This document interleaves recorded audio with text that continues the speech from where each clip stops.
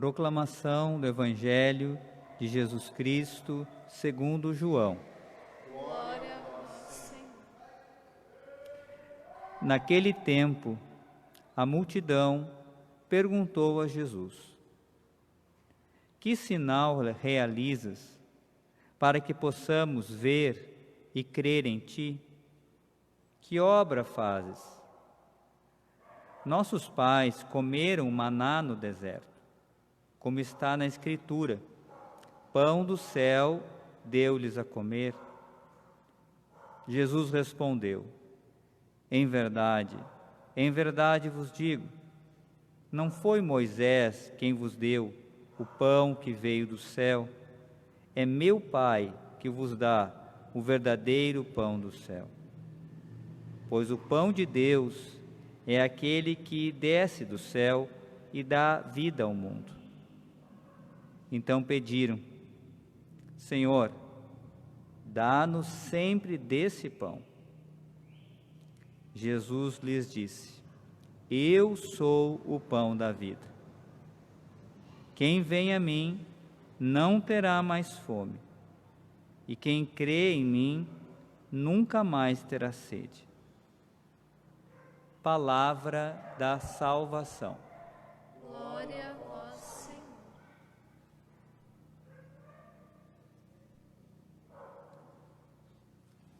Meus irmãos e irmãs, nem poderia ser diferente. Nós vamos, a partir desse encerramento do Evangelho, vamos fazer a nossa reflexão de hoje. Eu sou o pão da vida.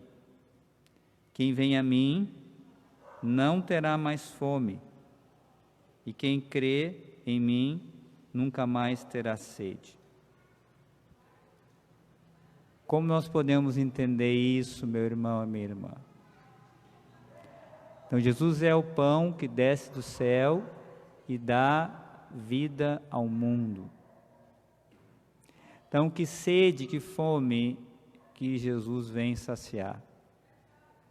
Não é simplesmente uma fome física, porque vocês viram ontem, se lembram do Evangelho de ontem, em que Jesus fazia aquela exortação, aquela correção, naquela multidão que havia comido os pães, no milagre da multiplicação dos pães, e agora procurava ele. E ele dizia: olha, vocês estão me procurando não porque viram sinais, e estão se convertendo, estão procurando o Messias, mas porque vocês comeram pão e ficaram satisfeitos, então saciaram a fome da carne, a fome do corpo. Então, não é essa a fome que Jesus fala aqui. É algo muito mais profundo que está nas entranhas do ser humano, na alma. Primeiro, a própria sede de Deus. A alma tem sede de Deus. Então, quando aquele que se encontra com o Cristo, se alimenta da sua palavra, se alimenta dele, não vai ser saciada a fome de Deus. E saciando a fome de Deus também a fome de felicidade verdadeira, a fome de sentido para a vida, a fome da missão pela qual a pessoa é chamada. Também sacia a sede, a ansiedade. Ela vai dissipando aquilo que nos, muitas vezes, aquelas falsas luzes que às vezes nós vamos nos apegando. Então, aquele que se encontra com Cristo, ele faz essa experiência profunda do amor, de ser amado, e encontra nele todo o sentido para a sua vida. E não há mais necessidade de procura, não precisa buscar outras coisas, porque nele está tudo o que precisamos. Agora, a gente vê esses exemplos, né? O exemplo de Estevão, agora na primeira leitura. Veja, um homem cheio do Espírito Santo, cheio, E ele estava saciado, com a sua fome saciada, sua sede saciada de Deus. E veja o que ele é capaz de fazer, ele dá a sua vida, ele entrega a sua vida no martírio. Ou seja, havia todo aquele sofrimento, aquelas pedras, aqueles gritos, aquela rejeição, havia sentido para ele. Aquele era o caminho pelo qual ele estava indo para a casa do Pai. Ele estava indo se encontrar com Cristo, a qual ele amava e havia entregado a sua vida. Tanto que quando ele está morrendo, ele diz: Senhor, acolhe o meu espírito. Então ele está pleno, consciente disso, que aquele seu sofrimento está agora o levando para aquele que saciou a sua fome, para aquele que deu sentido à sua vida. Então a sua vida naquele momento não está se perdendo, mas ele está ganhando a vida eterna.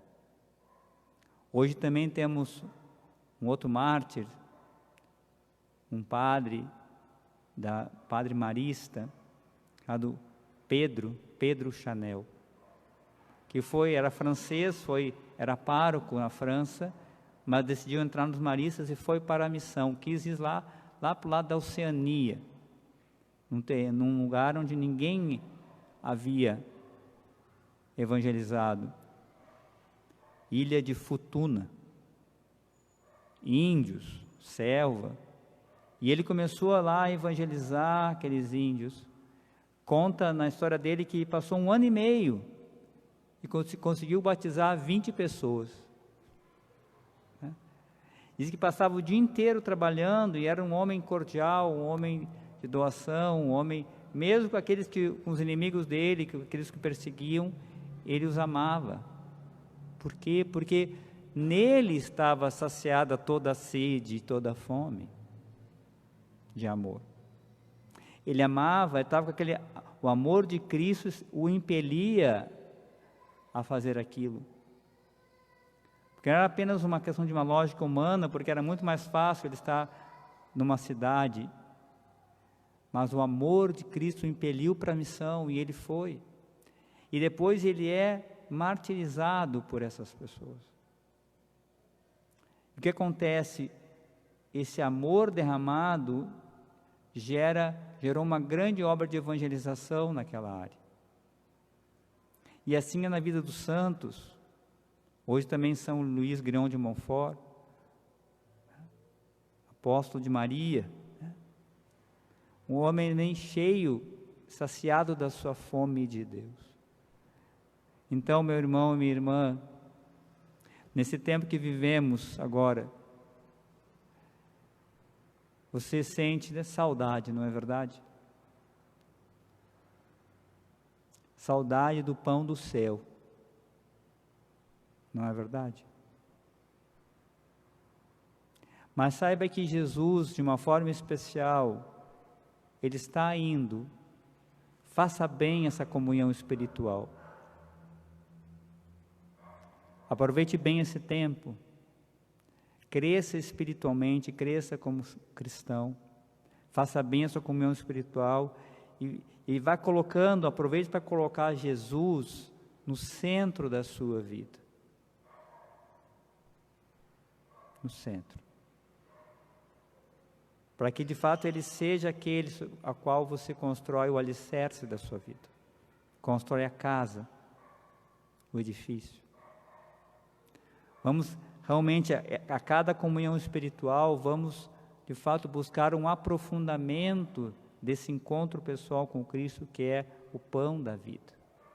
Para que depois, irmãos, quando nós voltarmos à Santa Missa presencial, nós possamos realmente fazer uma comunhão ainda mais perfeita com o Senhor. Lembrando desse tempo que você estava privado da Eucaristia.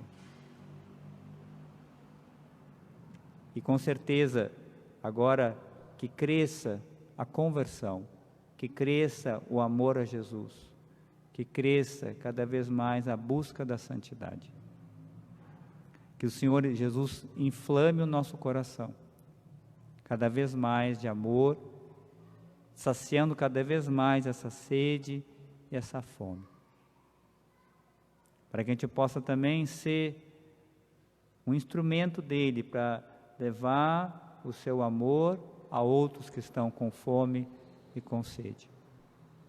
Como Estevão, como São Pedro, Chanel, São Luís Leão de Montfort, São Martinho e todos os santos. Então acolhemos no nosso coração a palavra do Senhor, para que ela nos fortaleça e nos ajude nessa busca de santidade.